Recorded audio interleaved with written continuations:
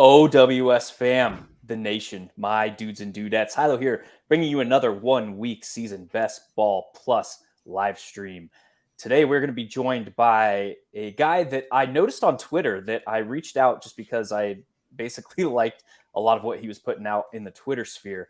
And I asked him to come on the show. You see it on the screen. That is Sam Sherman. Sam is the co-host of ADP Chasing and Stat Chasing on the Ship Chasing Network. He is a volume best ball drafter. And what, again, stuck out most to me is he really is pushing the theoretical boundaries of the game of best ball. Again, that prompted me to reach out and see if he would join us on the 1 week season best ball stream. So without further ado, welcome my guest for this week, Sam Sherman. How are we doing today, Sam? I'm great. Excited to be on here, and for the volume drafter shout out, I'm rocking my Underdog there you go Cardio Club t-shirt here. So I've been getting some exercise in the past couple of days, ripping a bunch of drafts, and excited to chat through some best ball. Yeah, man. And I before we get into it, I got to mention I mentioned a lot about this idea of theoretical drafting and how best ball is so new. That's basically, if you're new to 1 week season, that is what we are looking to do. We're looking to push the boundaries of theory and basically generate edges that the field is going to be catching up on in the next year or two. If you're interested in that, there's going to be a link down in the description. Go check out the 1 week season Best Ball Plus product. If you are curious or if this piques your interest at all, kind of what we're talking about today. Sam, one of the big things that you released this offseason recently is this attempt to quantify expected value. And really what you were looking to do is not refute, but explore and hypothesize, are we doing things accurately when we're looking to realize expected value in best ball? Some of the things that came out of your study, you looked at week 17, you looked at advance rates, you look at week 17 advance rates in an attempt to kind of quantify a little bit of this expected value. And obviously, expected value is an idea of what we can expect to make per entry if we could simulate the season out infinitely, if we could play this season out unlimited times. The thing with that is expected value and actual value or realized value are two very different ideas. And obviously, actual value is what we do get out of the contest, and expected value is what we could expect to make over an infinite sample size. The fact that we don't have an infinite sample size for best ball, which is the sample size of one season, creates some interesting, I guess, where it creates this weird state where the field is very, very focused on expected value without realizing that such a small portion of the field is really going to realize any of that expected value and actual value. So talk to me a little bit about what you found in that study, what was important, and where we move forward with that discussion. That's a good point. And, the expected value compared to what you actually realize, obviously we're playing a very high variance game. So I think like one extreme example of that, maybe that I'll start with, and then I'll get to some of my research. Think of the examples of Devontae Adams and Cam Akers last year in fantasy. Cam Akers, widely regarded as a huge bust last year. His ADP dropped from, I think, 3rd, 4th round last year to now you can get him in the 7th and 8th. Didn't have a great year, but he had the 3rd highest finals advance rate of any player in fantasy last year, because basically his one good game of the season happened in week 16. So if you just look at the data from last year on finals advance rates, you'll think, oh, Cam Akers was an awesome pick. Like that actually probably, if you drafted 100% Cam Akers, you probably would have profited from that. But like, was it really a high expected value pick, or did you just kind of get lucky in terms of the sequencing of his points? And I go much further to the latter explanation. And then, Devontae Adams is kind of the other extreme example, where he had the most spike weeks in half PPR of any wide receiver in fantasy last year. I think he had 6 games of over 25 points, and no one else was even close to that. But you go to his finals advance rate, he had a rate 3x worse than the average draft pick because he had 2 terrible weeks in weeks 15 and 16. So that's kind of, those are 2 extreme examples, but that's kind of like what a lot, those 2 examples inspired a lot of my research this offseason, is trying to tease out, we have these metrics. You can, there's a lot of tools that offer these sort of advance rate explorer tools. You can look at your finals advance rate by different roster constructions. And I just wanted to challenge that a little bit, realizing how biased those metrics are basically by what happens in weeks 15 and 16. And that was like, to get to my research, that was, one of the biggest takeaways of my research is that weeks 1 through 16 average scoring has a very low correlation with finals advance rates of like 0.15. So basically how a player scores over the entire season does not really correlate with their finals advance rates, whereas their scoring in just weeks 15 and 16, that is an R squared of 0.44. So like 3x more predictive.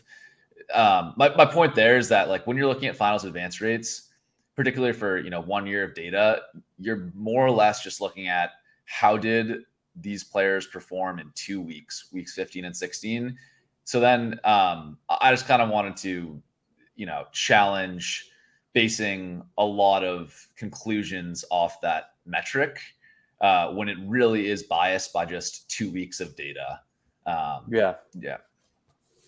That's an interesting discussion. It brings up an interesting point, because I feel like the majority of the field and the industry analyzes ranges of outcomes through the lens of an entire season. We have to realize that's only a portion of what makes up these contests, where we transition in week 15 to this more small field DFS style contest. And if you think about how you're building a roster to maximize expected value for a 16-person DFS contest, something similar to like a live qualifier, what are we trying to capture as far as roster construction goes when we have to make that transition from, it's basically like 2 separate contests, right? And then we have to basically repeat that same process with the same players, because it's a best ball roster, in consecutive weeks, and win consecutive now small field GPP style single entry contests for DFS. So while the field, I guess, is hyper focused on range of outcomes or median projections for an entire season, and then the other extreme is paying so much attention to this like weeks, this idea, I'll call it an idea because it's so new, and it's really, we're challenging how much it means to us, of week 17 advance rate. Like, how do you see us moving forward from a theoretical perspective with that weird balance that we have to account for in these contests? Yeah, I think that, I think we need new approaches in best ball to kind of widen the data set of what we're looking at when we are trying to look at weekly upside of rosters, because I don't disagree. Like I'm kind of, my first point, I was saying finals advance rate, it's a very noisy statistic. Like we shouldn't read too much into it, but the heart of what it's trying to capture, which is, the weekly upside of a roster, I think is a valuable thing that we want to capture. I'm just pushing back on the idea that, it's really just capturing 1 or 2 weeks of data, when I would like it to capture, hundreds of weeks of data to be more meaningful. So I think we need more creative approaches to trying to measure the weekly upside of entire roster constructions in addition to individual players. And yeah, I think that's where the industry is going. Like you said, these tournaments kind of come down to winning 3 consecutive uncorrelated GPPs essentially in weeks 15, 16, and 17. So we do want some measure of what is the weekly upside of a roster. And I think one approach that I really like this offseason, Mike Leone of Established Run, his Best Ball Manifesto. Yeah, he did this analysis. I won't go into too much detail. I highly recommend just reading it instead of listening to me talk about it. But he expanded the sample size of data we had for last year by not just looking at how playoff teams performed in the finals, but looking like kind of pretending that weeks 1 through 17, like any of those weeks could have been a playoff week, and looking at the roster upside in all of those weeks combined. So that gets you from 2 weeks of data in the playoffs or 3 weeks of data in the playoffs to 17, right? So I think Yeah. those kind of approaches of, okay, how do we measure, how likely is this roster to have a top 5 percentile outcome? Like, I think that's the right thing to try to measure and try to capture.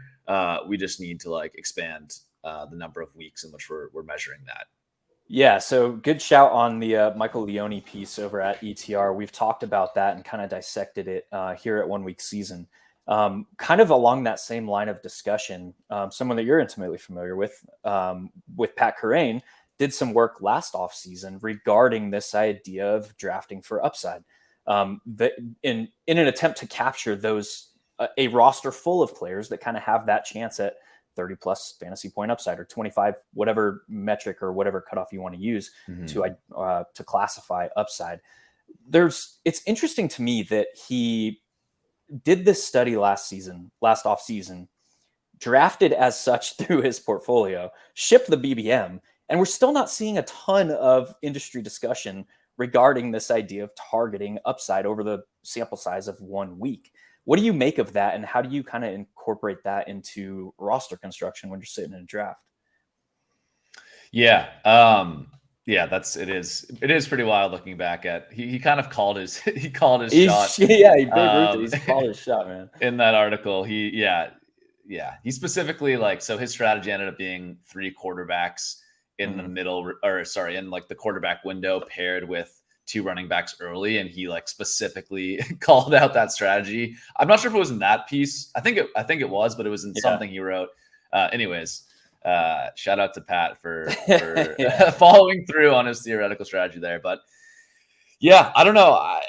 I think there has been I agree with you that there's maybe not enough focus on it, but I think I think we are seeing that shift where, I kind of did this as a bit a couple weeks ago, but I claimed that I wrote the original week 7, which I think is like technically true. Someone tell me if I'm wrong, but I wrote this like Google Doc on week 17. I had like 100 followers at the time. This is in 2021.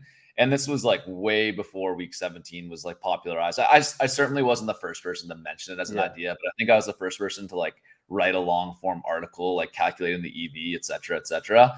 And it got like 4 likes, like nobody. It just passed through Twitter, and like a couple people were like, oh, this is cool. But it got no recognition. And now you hear people talk about week 17 all the time. So my point is that I think it's getting more popular, but probably we're not all the way there yet. I think I'm still very focused on optimizing for the playoff weeks. I think that and maybe this is taking us on a different tangent, but no, bring it, man. What's interesting to me is so the weekly upside stuff is I think we have to be careful about how this game is similar to DFS and how it's different. And I think there's some interesting nuance there, right? Where if I was building a roster where I was legitimately only caring about single week upside, for instance, I think that a single tight end or single quarterback strategy. Yeah, let's talk about it. Yeah, that might be what I do, right? I see the argument. I took Travis Kelce. I'm only caring about weekly upside. What's the point of tacking on Irv Smith or tacking on another tight end to the build when, if I drafted Travis Kelce that early, I need him to hit my starting lineup. What's the point of getting another tight end? I should tack on a wide receiver super late that I think probably has more upside to hit my flex or whatever, right? But I think in these tournaments, it's weekly upside isn't 100% of what we're optimizing for, right? Because we actually need our players to smash in consecutive weeks in weeks 15, 16, and 17. And if I'm only going with a single tight end roster, that means Kelce probably smash in weeks 15, 16. And then if I want to win week 17, he has to smash again, at which point he might be sort of like a chalky tight end in the finals. And how much leverage does that give me if Kelce just smashes 3 weeks in a row? Whereas if I take Kelce and I'll say Irv Smith again, and Kelce actually does really poorly in week 16 for whatever reason, and Irv Smith catches 2 touchdowns, and I can sneak Kelce into the finals as a leverage piece, then that could be more attractive, right? So that's what I'm saying is we're not really just optimizing for 1 week. We still have the element where we need, like, especially in Best Ball Mania this year, in weeks 15 and 16, I think it's 1 out of 16 advance in those weeks. So like you need high percentile outcomes like 3 weeks in a row. So those super fragile strategies of like single quarterback and single tight end, I'm actually like, I probably wouldn't advocate for that, even though like if I was truly designing a lineup just for a single week upside, I might. So I don't know if that point makes sense to you, but no, 100%. That's what I'm kind of getting at, is like, it's not purely just weekly upside, right? Like it does matter that we need to advance these other parts of the tournament. So it's interesting. I don't have all the answers there, but just kind of spitballing on that. Yeah, that's interesting you brought that up, because we actually talked about that in a game theory training session on the OWS Best Ball Plus product this week. John Warner of Badge Bros and I theorized last season that theoretical optimal is likely to be 1 quarterback, 3 running backs, 13 wide receivers, and 1 tight end. The problem with assuming, or I guess with that, making that sweeping statement, is that assumes an infinite sample size. That also likely assumes you can, well, we'll put it another way. That assumes that you can, 1, pick out the overall quarterback 1, the overall tight end 1, which if we basically assign like a certain amount of players that have that within their range of outcomes, there's maybe 5-6 quarterbacks. Your Josh Allen down to Lamar Jackson, well, probably down to Justin Herbert, and I leave out Justin Fields in that discussion. That's a discussion for another day. So probably 6 quarterbacks and maybe 3 tight ends, depending on how we feel about TJ Hawkinson, right? It's probably just Travis Kelce and Mark Andrews, maybe. But maybe we'll call it 3. If there's 3 tight ends and 6 quarterbacks that legit have like the 1 overall at their respective positions, mathematically, the chances of capturing both of those guys end of season, with all the variance associated with the game of football, with the contest of best ball, you have about a 5.55% chance, just purely mathematically speaking, of landing the overall quarterback 1 and the overall tight end 1 on a singular roster. Now, if you talk about capturing 3, or if you want to extend it to 4 running backs that all maintain health, that all play an entire season, and that all finish within the top 15 or so at the position, like theoretically it can be done, and it has been done. The problem is we only have 150 entries into the BBM, or however many entries we're putting in our portfolio, and the variance associated with the roster construction of 1, 3, 13, 1 is astronomical. But if you talk about expected value versus actual value versus field tendencies, it is highly likely to be optimal if we could play out this season infinitely. But again, it's so variant laden, and there's already so much intrinsic variance associated with the game of football, associated with everything from weather to injuries to team tendencies to injuries on an offensive line. We're not just talking about injuries to skill position players. Injuries along the offensive line are going to affect how a team approaches a game. Injuries to a defense. Look 2 years ago, the Baltimore Ravens. That's when Mark Andrews finished the overall tight end 1. They just like got decimated in the secondary, and they had injuries along their offensive line, and then they started passing a ton. So all that to say, this idea of theoretical optimal has to have some balance, right? For what has been proven, even though it is a small sample size of maybe 3 years if we're using only BBM data, or 5-6 years if we're extending beyond to these larger field contests in best ball. While there is a ton of noise associated with that data, there has to be this balance, right, of theoretical optimal versus what's been proven optimal, the roster construction guidelines that are in place there. That's a very interesting discussion, and something we dove into this week in our little game theory training session. What is your take on this term optimal? Like, what the hell does that even mean to us? Like, is it theoretical optimal? Is it what's proven from a very small sample size? Like, how do we approach this? Because optimal is just thrown out kind of around the industry haphazardly. Yeah, it's a good question. I wish I knew the answer. Yeah, That'd probably hell, be that's draft. the thing. That's the thing. There isn't an answer. We don't know, or at least we don't know Yeah. it, and we're probably not going to know it until we get some higher level computer learning and modeling to account for it. Something similar to like a GTO trainer in poker. Yeah.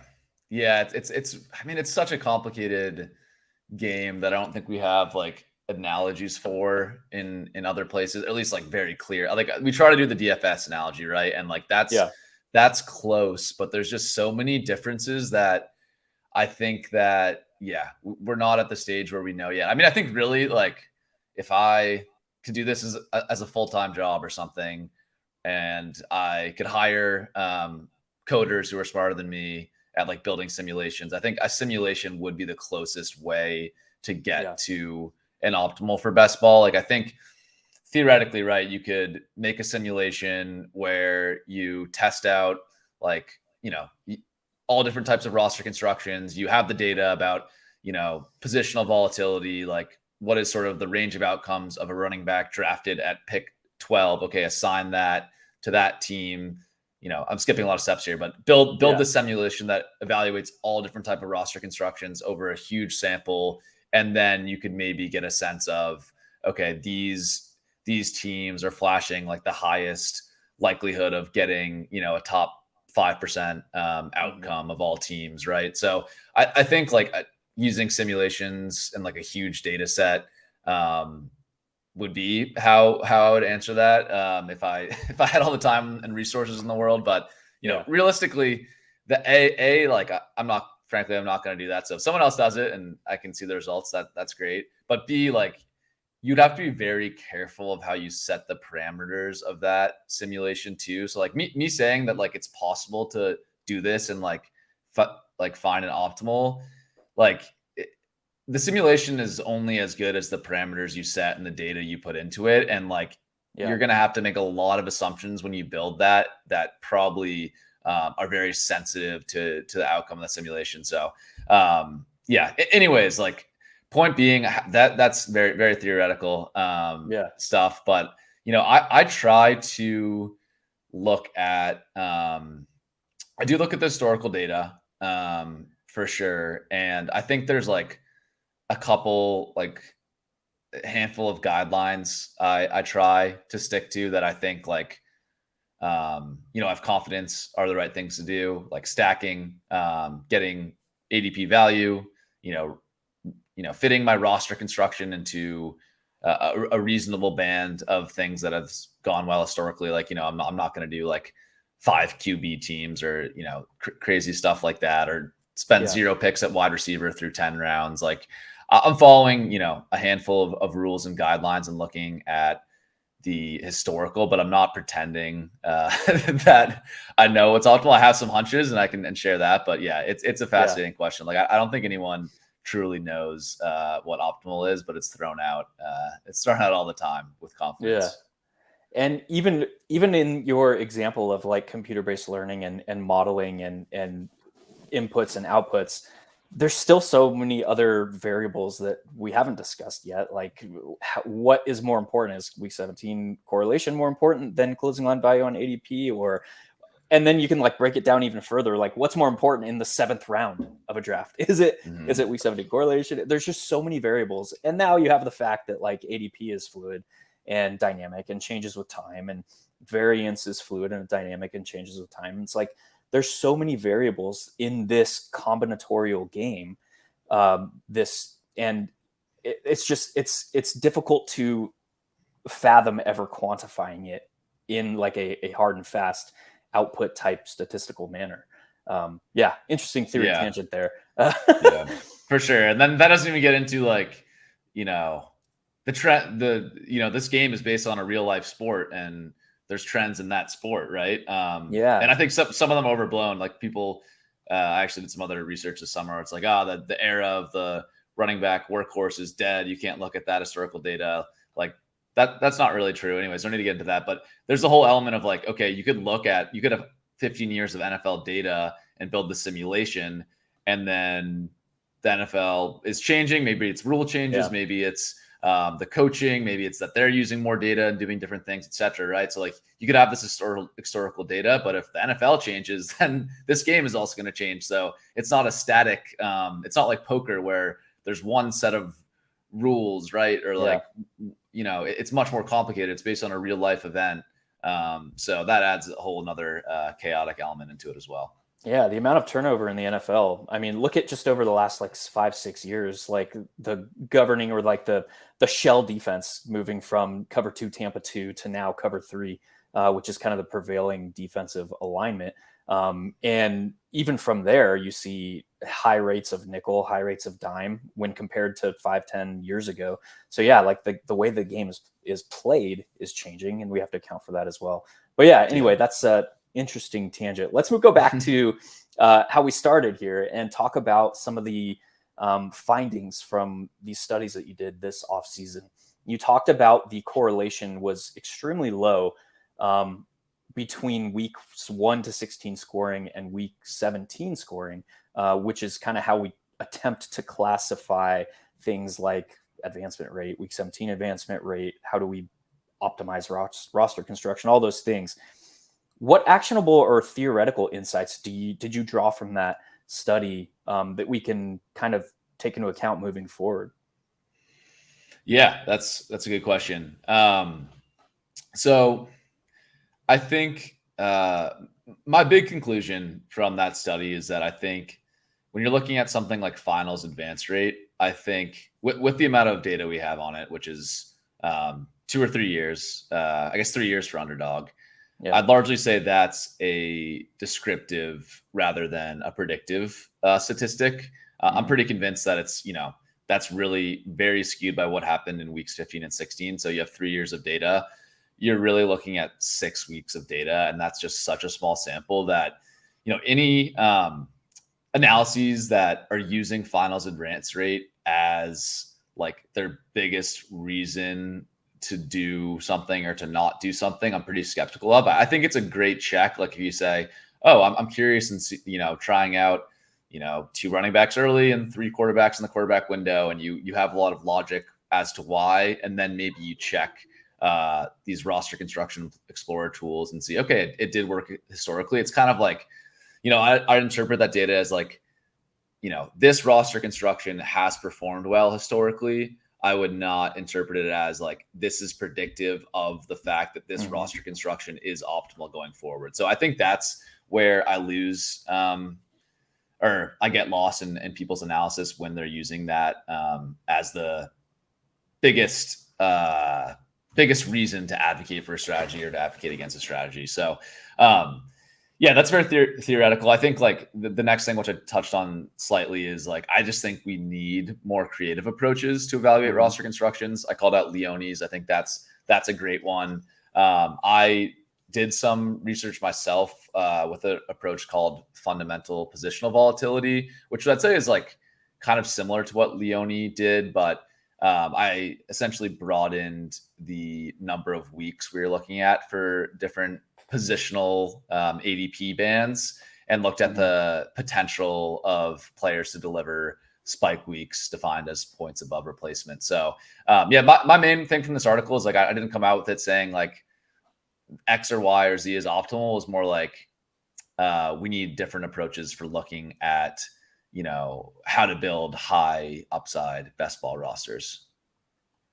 Yeah, I couldn't agree more. And it kind of takes us back to something we brought up earlier, where the field and the industry is so hyper focused on calling a singular pick or a singular player in a best ball draft as a good pick or a bad pick based simply on either median projections. At least the field and the industry is moving more towards range of outcomes when we're talking about like individual players, but there's still so much more nuance that it has to go into those discussions beyond simply median projections, rankings. That's why, like, when I was building this product for 1 week season and Best Ball Plus, I almost didn't even want to provide rankings, but like I knew that's kind of like a have to have, because how rankings are built are basically just a list of median projections around the top 250 or 300 players, whatever you're ranking. And then from there, it's like each player has a various range of outcomes, which an array of values. It's similar to a bell curve. Like, could filter in anywhere, any one of those. We'll just say there's 100 potential data points in that array. Mm-hmm. This year could be any one of those individual data points. So there's so much nuance that has to go into that discussion as well, which I guess we'll save for another day, or we've talked about already Yep. in the Best Ball Plus product. So very, very interesting stuff here. You also did a follow-on study, and you alluded to it a little bit earlier, but this idea of, well, I think you termed it the zero running back fallacy. Talk to me a Mm-hmm. little bit about that study and what went into that. Yeah. So I'll come out first and say, like, the point of this study was to evaluate, like, sort of what I called zero running back principle. I think my Twitter thread was something a little clickbaity, like, Yeah. myth busting zero RB principle or something like that, right? But the point of the study, to get away from the Twitter engagement, the point of the study was to evaluate, like, things that people, zero RB folks, I'll group them into this category, the reasons for which they advocate for taking wide receivers above running backs. And the three things that you hear a lot is flex is a wide receiver position. And essentially you should treat the flex as a fourth wide receiver position, draft as if that's true, etc. The second thing that they'll say is that wide receivers deliver bigger spike weeks compared to running backs, and also deliver them more frequently. And the third thing that you'll hear is that wide receiver, particularly the early wide receivers, account for a higher percentage of spike weeks than do early running backs. So those are a couple reasons that you'll hear people say to support drafting wide receivers early over running backs. And I essentially showed that using the last 10 years of data, none of those things are true. And I can go through the sort of the conclusions quickly. Stop me if you want to dive into any one of these. Yeah. But I found that for the flex scoring in half PPR, and I think this is the big thing, is that a lot of these principles are probably more true or just flat out true in full PPR. And people kind of took those principles from full PPR, translated them to half PPR, and didn't kind of do the math to see if these things were still true. So for the flex scoring in half PPR, running backs and wide receivers score equally in the flex. And this is applied to underdogs format. So this is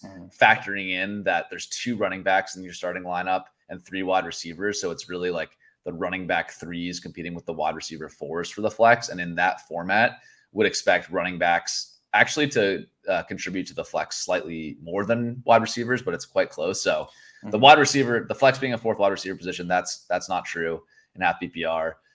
Second, for spike weeks, running backs and wide receivers deliver equal numbers of spike weeks defined as points above replacement. But actually, because less running backs are taken than wide receivers in underdog, each individual running back bet gives you a higher chance of a spike week than a wide receiver bet, which is interesting. And I think not, usually how people think about the positions. And then finally, and I think this is like maybe the most controversial, or where the zero RB fanatics might be most upset, is that maybe not, I don't want to speak for them, but the early running backs account for a higher number and share of spike weeks than do early wide receivers. So this is defined as the top 12 running backs by positional ADP versus the top 12 wide receivers by positional ADP. Those running back ones historically are better bets for spike weeks than the wide receiver ones are. And that's true over the last 3 years. So, people on my analysis pushed back and said, you can't look at 10 years of data. Just look at the last 3 years. Like, the NFL is way different. It's actually more true the last 3 years that early running backs are delivering more of those spike weeks than early wide receivers are. But also true if you look at 10 years of data. So yeah, I think, and that's a lot on like the individual analysis. I'll stop there for a second, but I think the point or the conclusion up to this point is like the reasons that the zero RB people are saying that you have to pass on early running back for wide receivers are largely not true. It doesn't mean that zero RB can't work or like some of the things they're saying aren't true, but I think it's important to understand if you have a theory about something to at least like understand the reasons for why something works, and a lot of these reasons are just not true in half PPR. So that was the main point of Yeah. that thread in the research to point that out. Also interesting in that discussion is the fact that the original like zero RB study article, whatever you want to call it, came out what 5-6 years ago, kind of slept or snuck through the cracks and wasn't really treated as the gospel that it is nowadays until maybe 2 years ago. And now we've seen this kind of flippening and how the field has interpreted that data.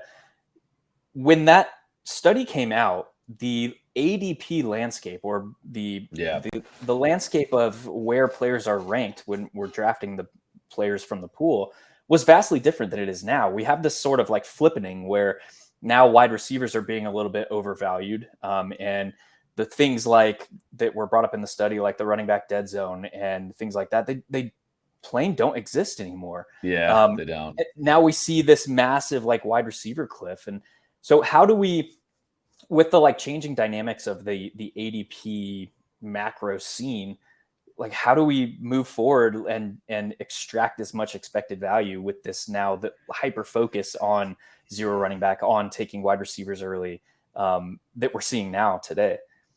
Yeah, it's fascinating, and yeah, the draft landscape thing is the biggest thing I'm trying to wrap my head around. And yeah, before I answer your question, let me sidestep and maybe give a couple examples to explain further why the landscape is so different. Yeah.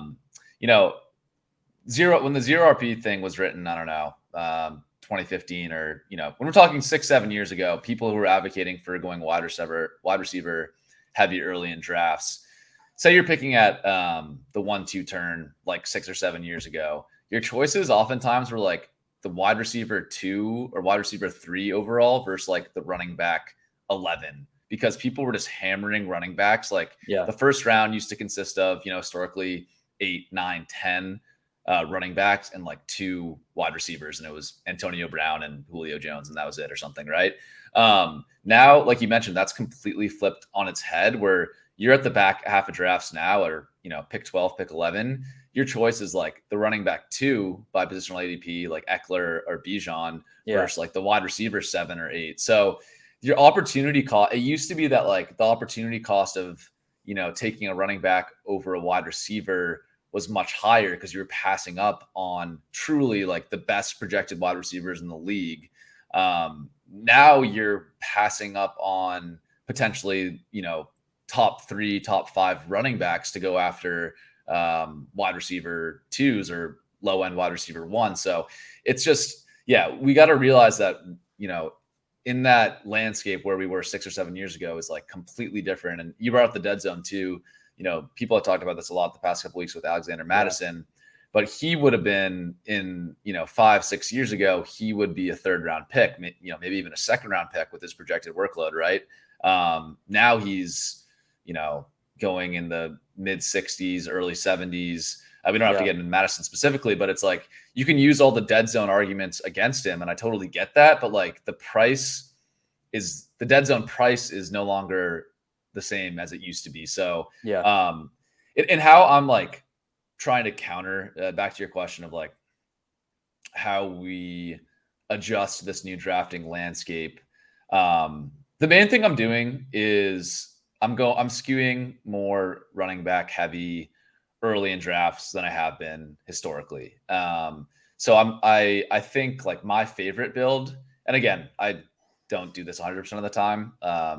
Probably, I don't know, maybe not even 50% of the time, but the plurality or like my ideal build that I'm trying to go for is to get 2 running backs through 3 rounds and 1 wide receiver as sort of a general rule. And my favorite version of that is like the early wide receiver, like a Kupp or Tyreek or Jamar Chase, and then take 2 of those, Chubb, Pollard, Derrick Henry, Ramondre, Jacobs. Exactly. I think that like from my research, I showed over the past 10 years, like the RB1 bets by positional ADP, so top 12 running backs by positional ADP that the market decides, are very, very good bets for spike weeks. Trying to pull up the numbers now, but it's something like, 50% of the running back spike weeks come from that contingent of running backs, the top 12 running backs. And some of these guys are now being priced near wide receiver twos who I like. It's hard for me to say like fade these guys, and I don't like them because they're great wide receivers and like archetypes of receivers I would have targeted in the past. But I honestly think that like the Waddle, Devonta Smith, T. Higgins, DK Metcalf guys are a little overpriced in this landscape where you're taking wide receiver twos by ADP, like in Higgins and Smith, over running back ones. And, it's important. Like, I don't want to take my historical stuff too far and say like, just because running back one versus wide receiver two, like it's obviously like there's a spectrum, like those categories are arbitrary, right? But like you look at the numbers and the running back one bets, those constitute 50% of running back spike weeks historically, and the wide receiver two bets constitute like 20%. So it's like, I don't know. I'm just staring at those numbers and I have a hard time like looking at the range of outcomes of these players and not saying that, Derrick Henry, Pollard, Ramondre, Jacobs, who are all going after T. Higgins, like I think their ceiling and their median outcomes just are far above a Higgins, pick in the draft. And so that's where I'm at now. Like that's my main counter in the early rounds. But yeah, curious what you think about that or how you're approaching this draft landscape now that the running backs are priced way down compared to wide receivers. Yeah, from an optimal perspective, I think that you hit the nail on the head as far as positional allocation in the first 3 rounds. The way that I like to think about it also, in another layer, I think, to this discussion is the fact that, like, if you think about spike week potential or value over replacement or 1 week upside, however you want to keep that straight in your head, pretty much all the players going in the first 3 rounds have the ability to put up these 25 plus point fantasy single week outcomes. So the fact that the field is so married to ADP in the first 3 rounds to get unique, basically only relying on taking players past ADP, I think is a flaw in the current ADP landscape, we'll say, because of the fact that like there is that balance between season long range of outcomes and single week range of outcomes. This is a playoff contest, all the things that we kind of talked to already in this episode.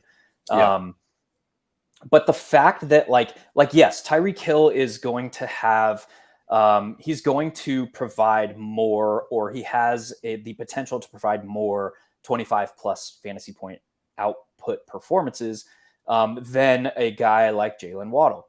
We'll just use the same team, for example. But the fact that Jalen Waddle still has that within his range of outcomes, plus the fact that there's all these things like variance and injuries and all the shit that can happen over the course of an NFL season.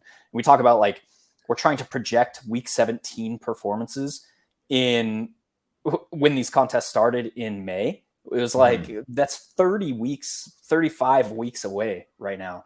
But so anyway, getting back to like this idea of like range of outcomes and individual spike week potential. If we assume that like all 36 players that are drafted in the first 3 rounds have that within their range of outcomes, I think it's silly that we're so married to ADP in those rounds, which are obviously the premium rounds in a draft. And obviously the caveat there is like Justin Jefferson, you're not going to say that Chris Olave is going to provide more spike weeks than Justin Jefferson. That's silly, right? We have these ranges of outcomes and these guidelines for a reason.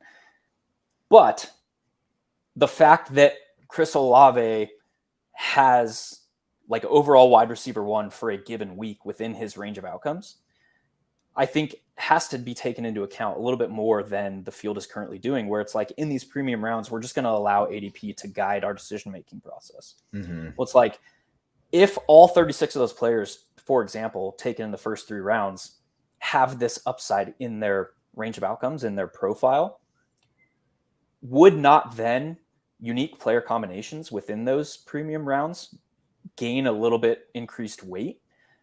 My theory is, yeah, it probably does. Again, we don't know the answer, but Yep. at that point, it's like, well, everybody's so constrained by this artificial construct of ADP. You think about it in DFS terms, salary. It's, well, that stuff doesn't matter once the first kick happens. Like at Yeah. that point, it's roster construction, it's theory, it's balance, it's all these things that we kind of, the theoretical understandings that we have, and how do we optimize, again, buzzword there. But yeah, it's an interesting thought process to work through. But I guess that's the second layer of your question. To answer your first layer, yeah, I'm that tier of running backs, I think, carries much significant, or I guess a higher range of outcomes than they're currently being drafted as. We talk about the spike week potential and stuff like that. It's highly likely that any one of those running backs is going to provide more spike weeks this season than T. Higgins, which I don't want to go too player takey, but I think T. Higgins ADP is probably the worst in the first 3 rounds. I think so too. Yeah. Yeah. So yeah, it's an interesting discussion. Yeah. But yeah, I think that's kind of where I stand to answer your question. Yeah, I'm interested. So on the unique player combinations, I agree with you. I struggle with how to implement it, I guess, because one, like I think this is something like the unique player combos is something that towards. So let's talk about Best Ball Mania. So we're all on the same page here. Like in these contests where ADP is shifting throughout, a really long time period, I'm a little conscious of like trying to galaxy brain player combos that I think are unique when I think it is underrated, like how much ADP shifts. Like, Saquon Barkley last year, I think was like started as a 3rd round pick in May and June, and then ended up as like a 1-2 pick. And so there's all these shifts, right? Where I'm like, if I'm drafting in May in a tournament where it's going to last through August, how much should I be, reaching to try to get unique combinations when the player ADP changes so much? Because the downside risk, I think, is, if we did this last year and you reached on Saquon in the 2nd round, that's actually fine, right? Because his ADP shot up. But say you're trying to get unique and you reach on, AJ Brown at 1 overall because you're trying to set up like a uniquer Jalen Hurts stack or something like that. And then we get reports where AJ Brown is injured in camp and he slides all the way to the 2-3 turn or something. Like that's not that unrealistic. And then all of a sudden that team is like competing, with teams. So I think maybe you get my point that like, I agree with you. I guess I'm a little worried about like doing it now versus like in August. Do you agree with that? Or you think it's like something that's important to mix in even like this early? Yeah. So I think it's a little bit of both for me. Obviously we have things like the snapshot. I call them the snapshot contest, the puppies, the poodles, the things where the draft cycle or the draft window in those individual contests is 10 to 14 days long as opposed to 3-4 months long. There's theoretically, I think I've arrived at pretty much 3 different ways of handling that. One is I extend my snapshot draft window by waiting until those contests are 70% full, and then I max late reg slow drafts. So I saw Crane did this too. I saw your tweet about it, and I saw Crane also did this. Yeah. So where everybody is, they have a 10 to 14 day draft window. Mine is 24 days. You get an extra almost 2 weeks, and there's a lot of variance and a lot of things that can happen in that window. Less so now. And the second thing that I do, this will relate to kind of how I handle that as well, or how I theorize to handle that. I break the draft cycle, which I define as when the contest opens to when the contest closes. I break it up into 3 individual draft windows, and I break them up by, it looks like it's by time, but it's really by news cycles. And how I define that is my draft window 1 is after the NFL draft, when these contests open, to the start of preseason camp. Obviously, we have things like OTAs and mandatory and voluntary and all these things that happen within that window. But if you think about the news cycle, the large actionable news that come out, the information that we gain, that's kind of how I define that. I call that draft window 1.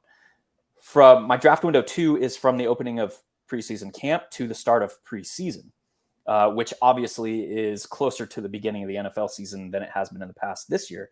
But then I look at draft window 3, which is the start of preseason to the start of the NFL season. And why I do that is because those are distinct, like, informational windows. We get more, when after the NFL draft, we have an idea. We know where the rookies are going. We know all the personnel changes are basically taken care of. We have all the coaching changes are taken care of. Individual analysis goes into that window. Now we have, like, the opening of camp. We get more information for depth chart battles. We get more information for how a player is likely going to be used. And then we start the preseason and we get to see some of that and we get more information. And then obviously injuries throughout that entire window or draft cycle. So when I'm analyzing, like, ADP movements, I'm taking the ADP movements within each one of those respective draft windows because so much is changing within each one of those windows that I think it's silly to compare, like, closing line value overall in draft window 1 to what we can get in draft window 3. Makes because sense. the roster constructions are going to be so different, right? So, like, the fact that we could see, per your example, a AJ Brown, Jalen Hurts, Devontae Smith, which is extremely hard to do unless you're taking AJ Brown at 101 or 102 right now. Another example is Lamar Jackson and Mark Andrews right now. Their ADPs don't line up because they're going back to back in, like, the middle of the 3rd round. So it's very hard unless you get both of those guys to fall to the 3-4 turn to get a pairing or a team stack of those two players. While that can change, we're still not going to have access, assuming, like, Mark Andrews moves to the middle of the 2nd, which would line up ADP to be able to generate Lamar Jackson, Mark Andrews stacks. Assuming that happens in the future, we're still going to have so many other moving pieces that the rosters you build, if you reach now for a Lamar Jackson in the middle of the 2nd, and then being able to generate that team stack, you're not going to have the same opportunity based on this idea of dynamic ADP 2 months from now. So, like, that makes sense. So, like, yeah, while the idea of closing line value, which is so rigid, I think, and it only scratches the surface, there's all this more dynamism that goes into dynamic ADP and what you can generate and what kind of builds. There's just so much more to think about. So I guess to close that thought process, my own, I guess, tendencies or how I kind of solved this, or my answer to this question was build rosters uniquely that are not going to be able to be built later. Even though Mark Andrews and Lamar Jackson could line up in ADP later, we're highly unlikely when that happens to get a roster where you're getting Joe Mixon in the 7th round, for example. So that takes a lot of nuance. That takes a lot of forecasting ADP movements, which is a complete, like, incomplete science. Incomplete. I don't know what I'm saying here. It's not an accurate science. Like, this is a lot of the projection. This is a lot of speculation. But I kind of break that, and the third part of that answer is within those individual draft windows that I break up the entire draft cycle, I analyze the variance associated with them. And what we'll see is variance is highest, obviously, when the contest opens, because we have 4 months worth of injuries that can happen. We have 4 months worth of news that are going to come out. All these things that change and influence ADP. And it approaches a more stable function as we get closer and closer to the kickoff of the regular season. Same with ADP. People like to say that ADP moves towards optimal as we approach the opening of the regular season. I say it just gets more data into it, which is going to even out and balance. Because ADP is never going to be optimal because we just don't know what's going to happen over the course of a 17-week season. So the fact that variance is so heavy at the opening of the contest, I kind of like, I break up my entries into the BBM, for example, into 50 in the draft window 1, 50 in draft window 2, 50 in draft window 3. And then I analyze like how the field is handling variance, news cycles, ADP, all these things. And so for me, I basically blew through my first 50 entries in the BBM that I had allocated to draft window 1, like within the first 6 days of the contest being open, because the field was acting with so much certainty, yet that's the most variance that we're going to have in this contest. So like I was targeting, going out of my way to build uniquely, as we've talked about, by doing things like forcing 0 RB builds because Joe Mixon was going so late. We had Jerick McKinnon, who was going undrafted, Antonio Gibson, all these guys who Madison was super late still. Yeah. So like all these, I knew that would not be possible for the rest of the draft window or the draft cycle. So I kind of leaned into that variance and forced some unique builds, not really accounting for what could happen over the entirety of the draft cycle, but only what could happen within that draft window, I think, is kind of how I approach that. Makes Hopefully sense. That was not too convoluted. That was a lot. No.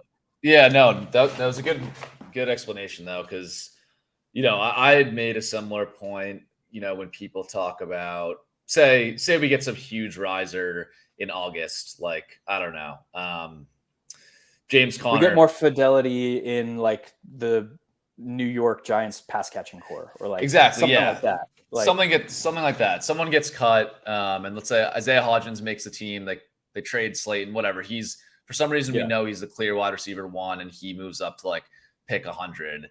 And then you'll have people saying, "Oh, you can't draft, Hodgins at pick 100 because a bunch of teams got him at pick 190 or whatever, right?" And I pushed back on this logic in the past using a same kind of similar argument to what you just said, where yes, that's true that you're competing against teams that got Hodgins at 190, but that was an entirely different draft landscape. Like those teams are way more likely to have dead roster spots, in rounds 13 to 18. Whereas when, I'm drafting in August with my 10th round Hodgins team, I know who all the RB2s are. I feel more confident in those later bets. The early rounds have been completely shuffled around. So like you're saying, like 18 rounds is so many that you're going to have unique combinations in other spots where I'm not so worried about, it's not as simple as a 1-for-1 comparison of, a 10th round Hodgins team versus an 18th round Hodgins team. Like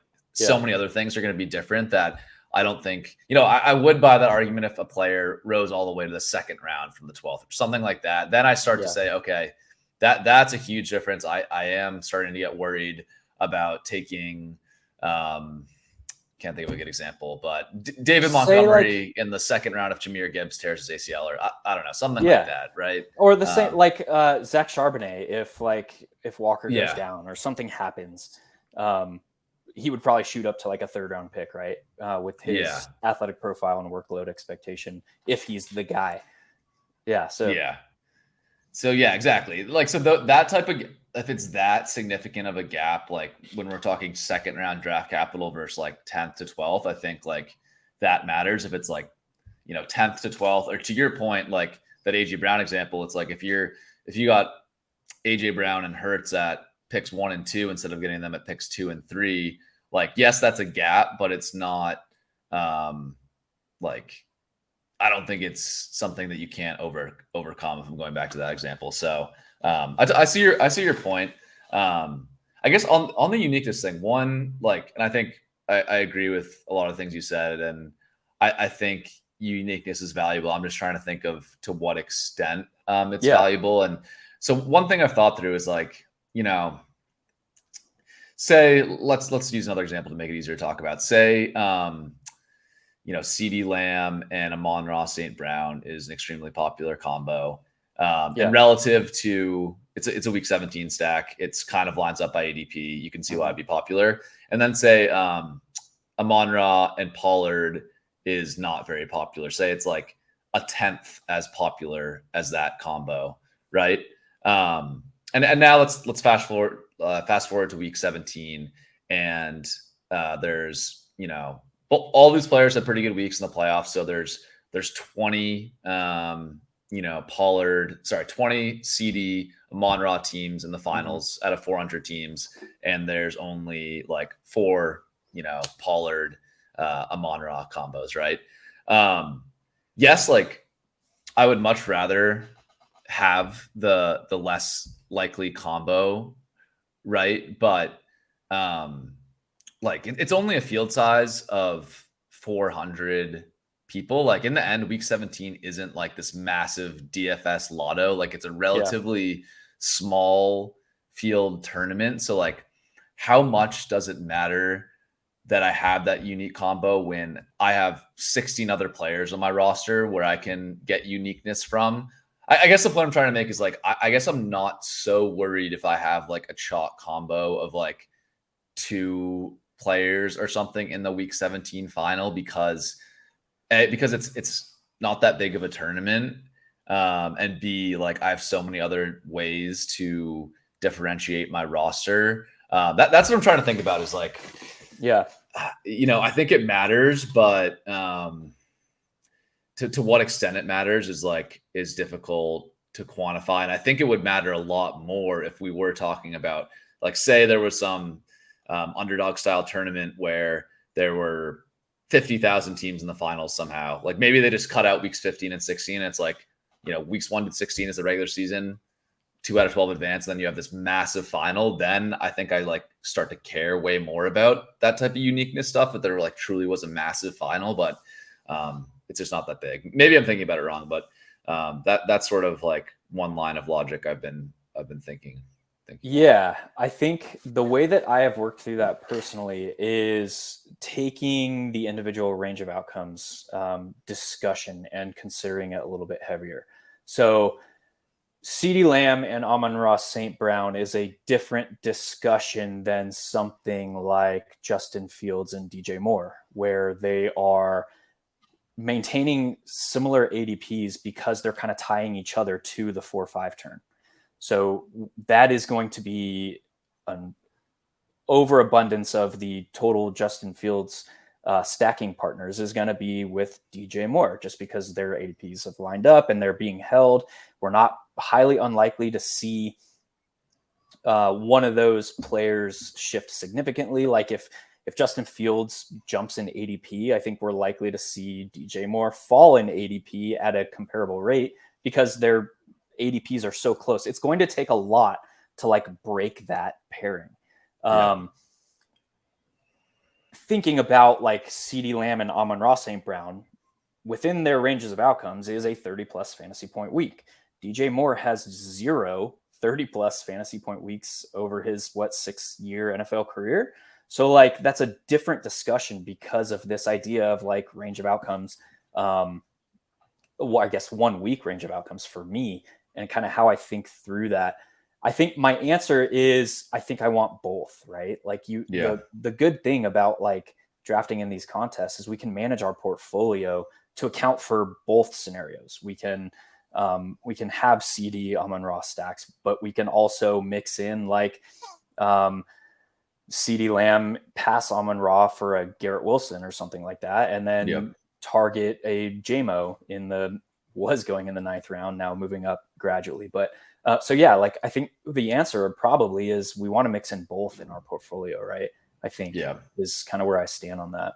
Yeah, I think that makes sense. And like this is kind of another tangent, but sometimes like to the like ADP value thing, I do think, and people do talk about this, but it's not widely talked about. I think that ADP value can be a way to get unique on the field. Like I've done some drafts recently where like 4th, 5th, 6th round, I'm consistently just getting like a 12 pick, 10 to 12 pick ADP discount on like 3 straight players. So I think that is like a very unique team, right? Because I'm getting 3 players a full round of ADP ahead of where they were going.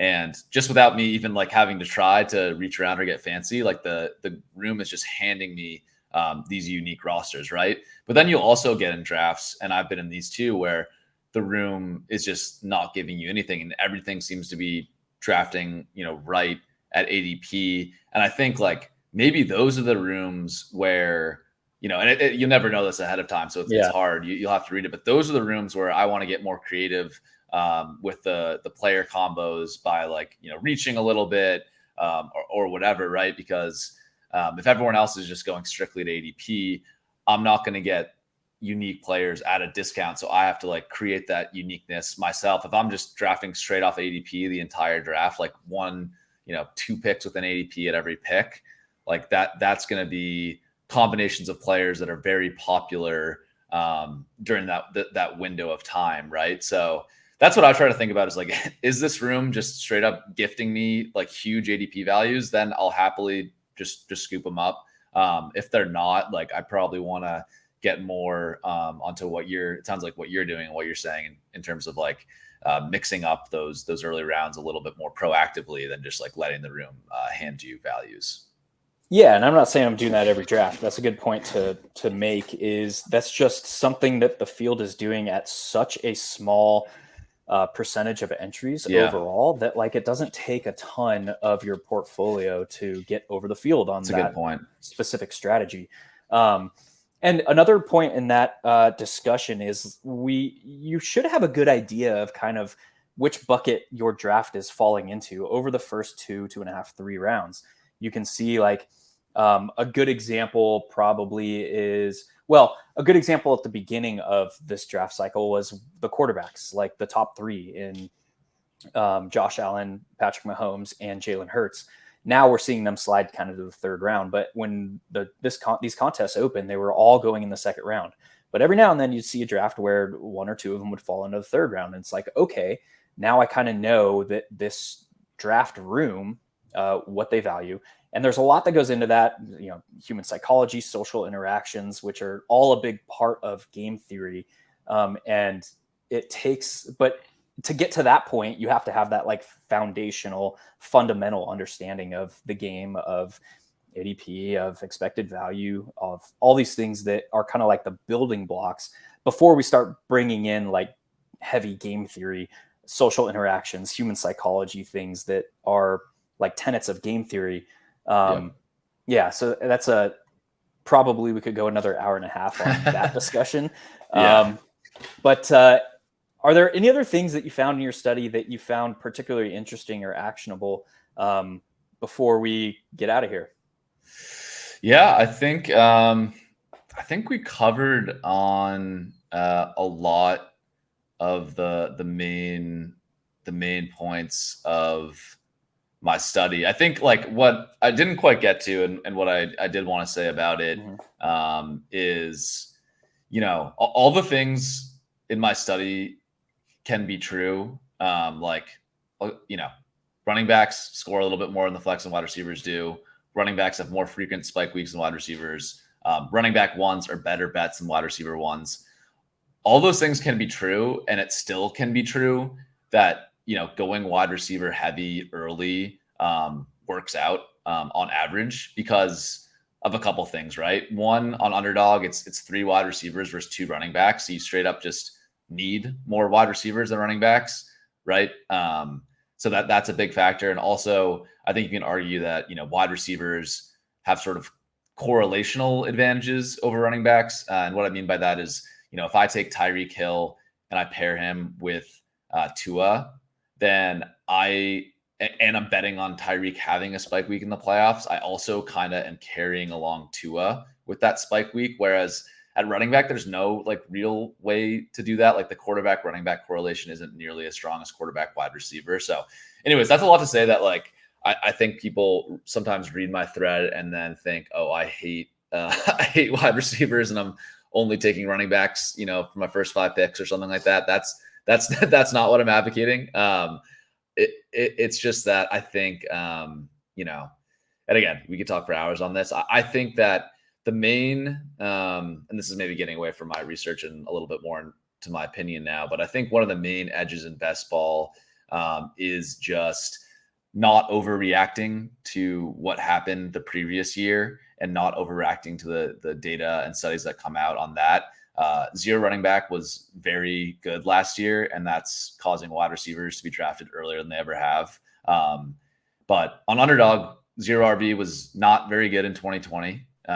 It fell flat on its face in 2021. Maybe I'm mixing those 2 years up, but there was like 1 year where it was really bad, 1 year where it was like okay, like slightly below average, and it was good in 2022. So it's proof that zero RB can work really well. But now everyone's assuming that that's like near the optimal strategy. Yeah, it's like governing doctrine.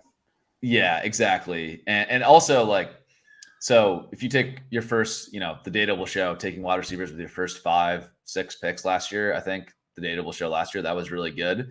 Keep in mind that you were getting much better wide receivers when you did that last year versus this year because they're all priced up. So the opportunity cost at the other positions is a lot higher. You're not passing on, a dead zone running back in round 4. You might be passing on, Travis Etienne or someone who would have not been priced in the dead zone historically, right? So, take your player takes out of it. Just like you're paying higher prices for wide receivers across the board. So the opportunity cost at the other positions is higher. So anyways, this is a long rant, but to say like, think about how to think about what the field is doing and then think about whether that's justified. And in my opinion, it's an overreaction to 1 year of data. And my counter to it is just like, I'm not fading wide receivers or not taking wide receivers, but generally I think I kind of want to be like allocating capital to the wide receiver position, like in the middle relative to my peers that I'm drafting against, maybe even like slightly less. So I'm still, taking 3 or 4 wide receivers in the early rounds, but sort of the pivots to running back, quarterback, even tight end, I think are a little bit more attractive when, the wide receivers are priced up and creates almost sort of like a wide receiver dead zone element in some rounds. So yeah, that's my like counter. Have to go into a lot more detail to explain how to implement that. But that's the main thing for my research is that, I think this year's draft landscape is a little bit of an overreaction to 1 year of data. Yeah, 100%. That's a sick way to see us out. My son just woke up from his nap, so he's outside the door screaming. So why don't you tell everyone where we can find your work and your Twitter handle, and then I'll take us out, man. Yeah, sounds good. So yeah, you can find my work on the Ship Chasing YouTube channel every Monday at 12 p.m. doing ADP chasing with Pat Crane, the $2 million man, and Davis Maddock. And we'll be bringing guests on throughout the off season. So that'll be fun. And yeah, you can find me on Twitter at Sherman_FFB. But yeah, that's it. Thanks so much for having me on. This was a great discussion, and yeah, look forward to chatting best ball again soon. Yeah, man. Appreciate you coming on again. Check out Sam's work over at Ship Chasing, ADP Chasing. His Twitter handle should be on the screen right over there. If you were curious to find that, go follow Sam. That'll do it for us for today. We will see you in the draft lobbies, and we will see you at the top of the leaderboards.